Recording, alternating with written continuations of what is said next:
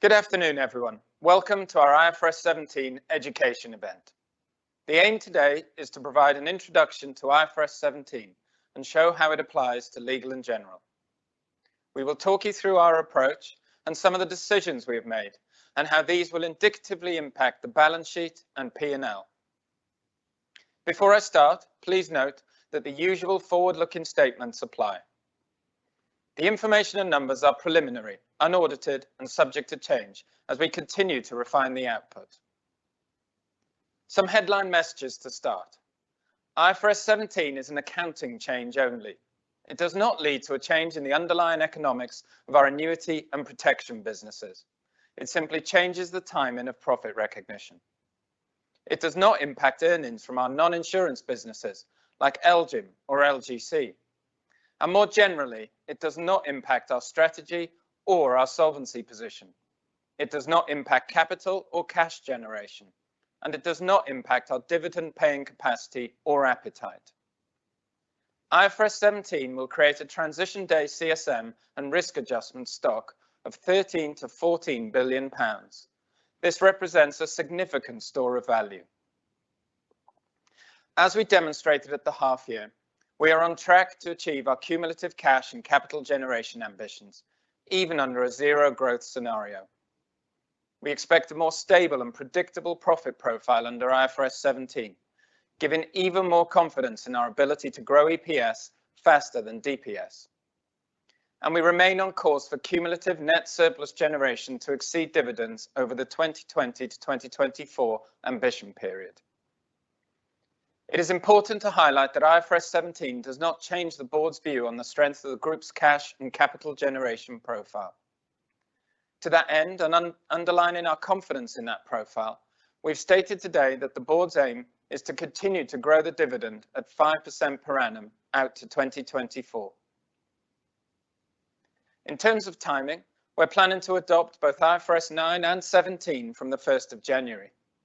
Full year 22 results next March will be presented on an IFRS 4 basis, and we plan to hold an update session on IFRS 17 next May.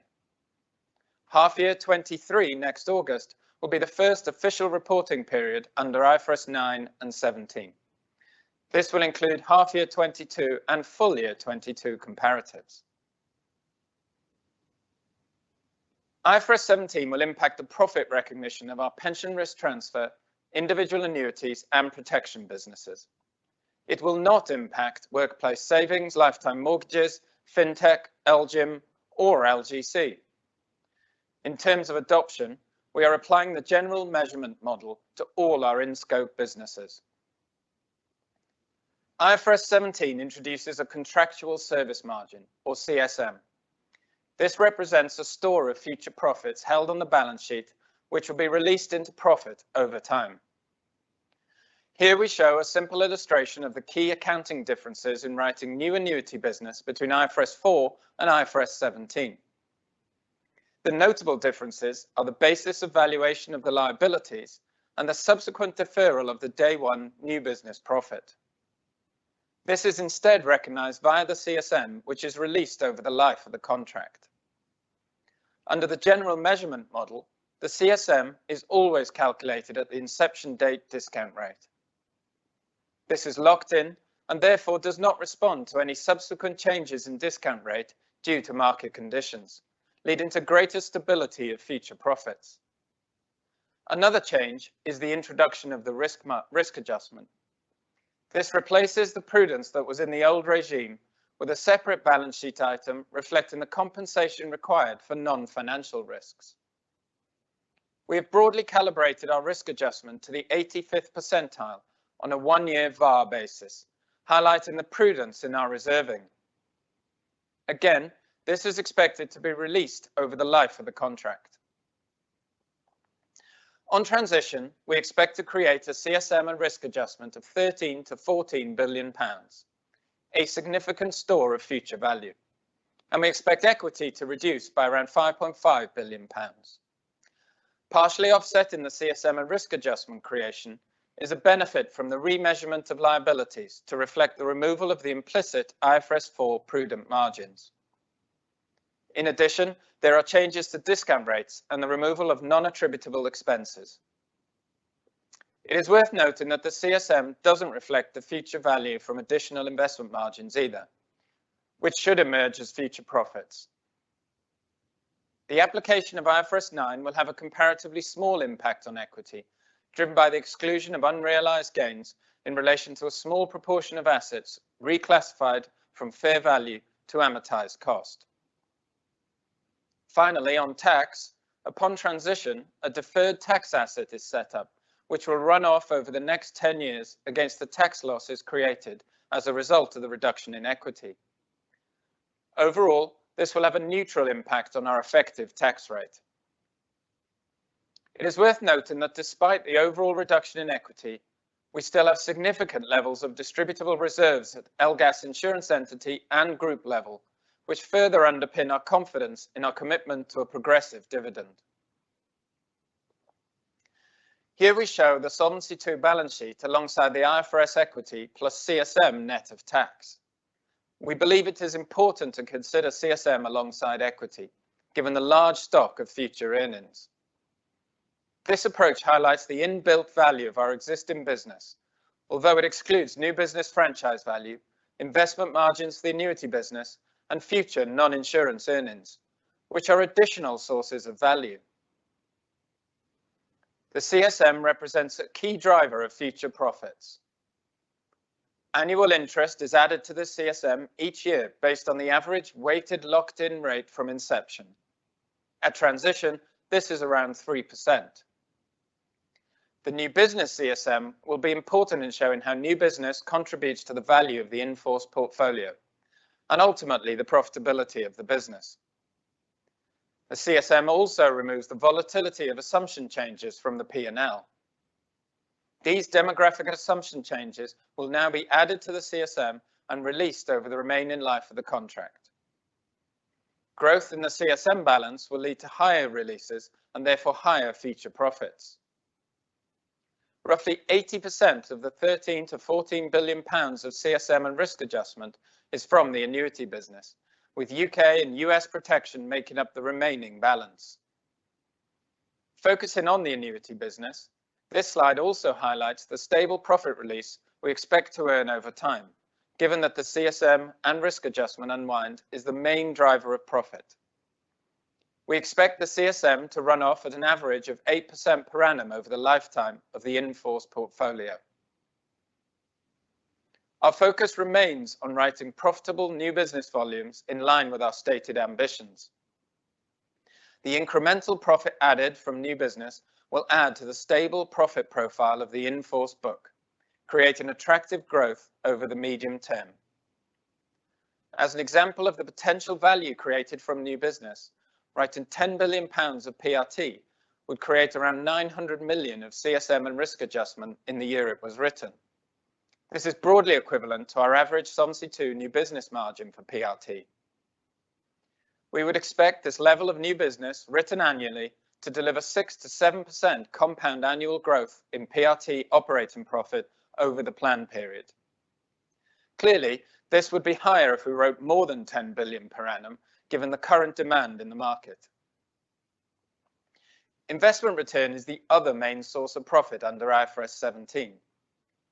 The prudence in the discount rate used to calculate our liabilities and the expected return on the assets backing liabilities and the expected return on surplus assets is recognized in operating profit. IFRS 17 adopts a similar level of prudence for credit default as IFRS 4. We expect just over half of this prudence to unwind into operating profit. When added to the market compensation for other risks within the discount rate and the expected return on our surplus assets, this equates to over £300 million per annum. IFRS 17 also introduces a more stable and predictable profit profile through the CSM release. For L&G, this benefit emerges through the deferral of new business profit and demographic assumption changes to the CSM, which are then spread and released into profit over the lifetime of the contract.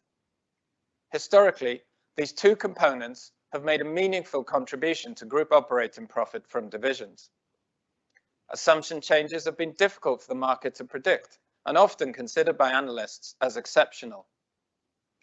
The deferral of profit for assumption changes and new business will partially offset by a higher release from the in-force book, as the expected CSM and risk adjustment releases are larger than the expected release of prudent margins under IFRS 4. Indicatively, the deferral of these two components, based on their average contribution over the last 3 years, partially offset by the higher release from the CSM and risk adjustment, would reduce group operating profit from divisions by around 20 to 25%. Thereafter, we would expect earnings to grow in a more stable and predictable way. We are confident in our ability to continue to write profitable new annuity and protection business and to grow the CSM and therefore related profits over time from this new base. Group earnings will also be complemented by growth in our non-insurance businesses. There is no change to our return on equity definition. It will still be calculated as profit after tax over average shareholders' equity. We expect the ROE to increase post-adoption, with a reduction in equity outweighing the potential profit impact. We also expect the CSM to contribute to a more stable return metric going forward. Rating agencies will confirm their approach and ratings in light of IFRS 17 in due course. However, they recognise that this is an accounting change and does not change the underlying economics for our AA- ratings from Fitch and S&P. The calculation approach is yet to be defined, although Fitch, for example, has said that it expects to add back the CSM in its financial leverage calculations. In the interim, we have provided our Solvency II leverage position. This has been moving in line with our IFRS 4 figures, with leverage reducing as we continue to grow the balance sheet. Under IFRS 17, protection and annuity earnings will be more predictable than before, with the majority of associated operating profit being made up of the CSM and risk adjustment release, in addition to the expected return on assets. IFRS 17 will also limit the volatility in our numbers that we currently see under IFRS 4 as a result. We have also made policy choices in both IFRS 17 and 9 to allow us to continue to manage our asset and liabilities on an economic basis without an undue increase in P&L volatility. The illustration provides the in-year and cumulative profit profile in respect of annuity business. The light blue bars highlight the stability and predictability of earnings under IFRS 17 and the removal of volatility from both assumption changes and new business profit from our insurance earnings going forward. Determination of the detailed policies to apply under IFRS 17 and 9 has required the selection of options provided by the standard. Where we have made these choices, they've been selected to reflect the economics of the business and how it is managed. They typically limit volatility and lead to more stable earnings. For our annuity business, the implications are quite limited. The vast majority of our assets continue to be accounted for at fair value through profit and loss, and we do not apply the other comprehensive income option for the liabilities. However, we have designated a portion of assets back in the locked-in annuity CSM as amortized cost, allowing us to continue our ALM strategy without increasing accounting volatility from interest rates. We have also taken the decision to reduce the volatility reported in investment variance by utilizing OCI for changes in financial risk for the protection liabilities, and by using fair value through OCI and amortized cost valuation rules in IFRS 9 for a small proportion of the group's assets back in these liabilities. To summarize, IFRS 17 is an accounting change only. It does not lead to a change in the underlying economics of our protection and annuity businesses. It simply changes the timing of profit recognition. It does not impact our strategy, and it does not impact our capital or cash generation profile. There is no impact on our dividend paying capability, which is why the board today has stated its aim to maintain the current 5% annual rate of dividend growth to 2024. We are confident in our ability to grow the CSM balance by writing profitable new business to deliver stable and predictable growth in LGRI profits of 6 to 7% over the planned period. As mentioned earlier, This would be higher if we wrote more than our stated ambition. We continue to see compelling investment opportunities across all our businesses, providing scope to deliver growth beyond this level. That concludes our presentation. I look forward to answering your questions at our forthcoming Q&A session. Thank you.